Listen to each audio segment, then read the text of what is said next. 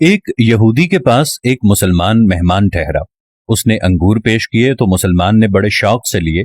پھر تھوڑی دیر کے بعد وہ یہودی شراب لے کر آیا تو مسلمان نے کہا، استغفر اللہ، میں مسلمان ہوں، میں شراب نہیں پیتا۔ تو یہودی نے ہنس کر کہا کہ یہ انگور جو آپ نے کھائے ہیں شراب اسی سے بنی ہے۔ تو مسلمان نے کہا کہ آپ کی بیوی کدھر ہے؟ یہودی حیران ہوا اور اپنی بیوی کو بلا کر لے آیا۔ تو مسلمان نے کہا، آپ کی کوئی اولاد بھی ہے؟ یہودی بولا، ہاں میری ایک بیٹی بھی ہے۔ اس کو بھی بلا لیا تو دونوں آ کھڑی ہوئیں تو مسلمان نے کہا، تیری بیوی تیرے لیے حلال ہے اور یہ تیری بیٹی جو اسی سے پیدا ہوئی ہے یہ حلال نہیں ہے۔ یہودی یہ دیکھ کر فوراً متاثر ہوا اور فوراً ہی اسلام قبول کر لیا۔ جب حضرت نوح علیہ السلام نے اپنی قوم کو کشتی سے اتار لیا تو اس وقت اللہ تعالیٰ کا حکم ہوا کہ اے نوح، جتنے تخم اور جڑیں ہیں یہ سب زمین پر بو دو۔ چنانچہ حضرت نوح علیہ السلام کو تمام قسم کی جڑیں اور تخم مل گئے لیکن انگور کی جڑ نہ ملی۔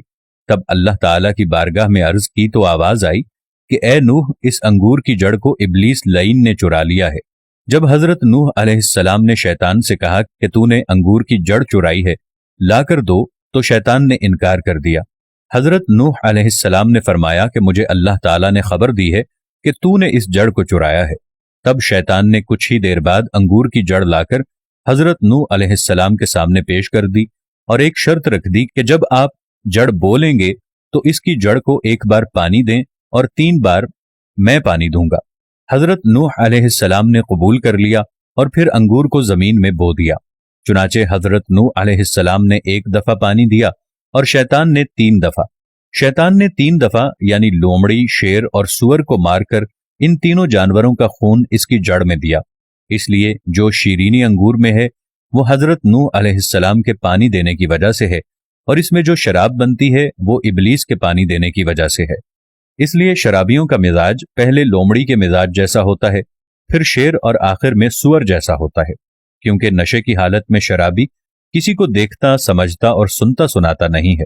قصص الانبیاء۔